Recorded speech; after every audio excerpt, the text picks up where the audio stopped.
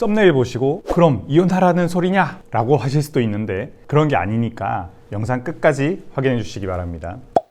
안녕하세요. 변호사 부부의 인생연습 허원재 변호사입니다. 오늘은 배우자의 상속분에 대해서 좀 더 자세하게 설명드리려고 합니다. 그리고 어머니를 상대로 상속재산 분할 청구를 고민하는 자녀분들도 영상을 꼭 보시기 바랍니다. 혼인생활을 30년에서 40년 한 후에 이혼을 하면 재산 50%는 받는다는 말 많이 들어보셨죠? 예를 들어 부부의 재산 10억을 모두 남편이 가지고 있다면 이혼 시한에는 그 50%인 5억을 받게 되는 거죠. 그런데 100년 해로하고 남편이 사망하면 아내는 얼마를 상속받게 되나요?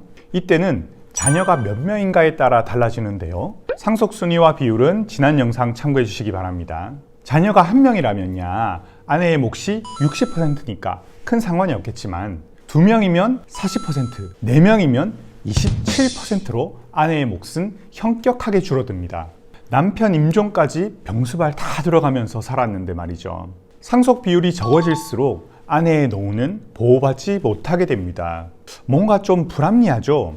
그래서 민법 개정으로 배우자의 상속분을 높이려는 시도가 계속되고 있기는 합니다. 이러한 불합리는 상속재산 분할 과정에서도 발생합니다. 아버지의 사망으로 상속이 개시되면 상속재산은 공동상속인들이 자신의 상속분에 따라 공유하는 상태가 됩니다. 상속인들은 재산을 어떻게 나눌지 먼저 협의를 하게 되는데요. 협의가 잘 안 되는 경우가 있습니다. 대표적으로 아버지가 생전에 상속인 중 한두 명에게만 재산 증여를 했거나 유증을 한 경우인데요.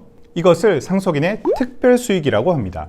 민법은 특별수익을 받은 상속인은 이미 그만큼 상속을 받은 것과 유사하므로 남아있는 상속재산을 나눌 때 먼저 받은 특별수익만큼을 덜 가져가야 한다고 정하고 있습니다. 상속인으로 아들과 딸이 있고 아버지가 생전에 아들에게만 2억을 증여하였습니다. 아버지는 돌아가시면서 10억의 유산을 남겼는데요. 이걸 아들과 딸이 1대1로 나누면 5억씩 가지게 되죠. 그런데 아들은 이미 2억을 더 받았으니 남아있는 10억 중 아들은 4억만 받고 딸이 나머지 6억을 받아야 공평하게 되죠. 특별수익이 있으면 이렇게 상속재산을 불안하게 됩니다. 그래서 상속인들 간에 특별수익을 받았냐 아니냐를 두고 다툼이 벌어져서 협의가 안 되면 결국 법원에 상속재산 분할 심판 청구를 하게 됩니다. 특별수익에 대해서는 다음 영상으로 더 자세하게 설명드릴 테니 채널 구독해 주시기 바랍니다.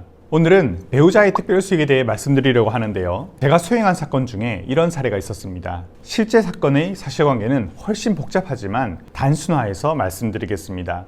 아버지가 사망하였고 상속재산은 11억 원이었습니다. 어머니와 자녀 4명이 공동상속인입니다. 상속 비율은 1대 1대 1대 1대 1.5로 어머니는 11억 곱하기 5.5분의 1.5, 즉 3억 원을 상속하고 자녀는 한 명당 2억 원을 상속하게 됐죠. 그런데 아들 하나가 상속재산 분할 심판 청구를 하게 됩니다. 아버지가 임종 전에 어머니에게만 1억 원을 증여하여 어머니는 특별수익을 받았으니 어머니의 상속분을 줄이고 자신의 상속분을 증액해야 한다면서요.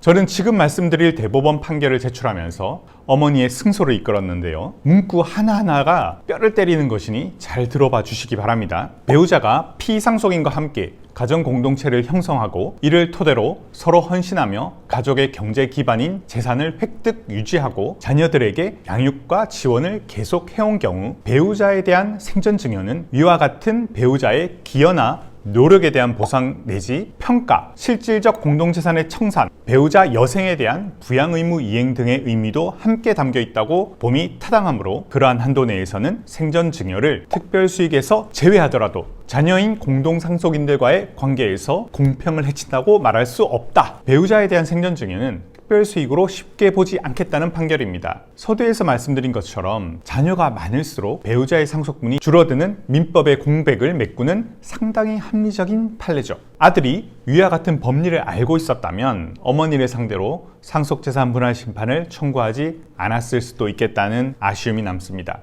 아무쪼록 상속재산에 대해서는 가족 간에 조금씩 양보하여 협의로 분할하는 것이 바람직해 보입니다. 오늘 영상은 여기까지입니다. 시청해주셔서 감사합니다.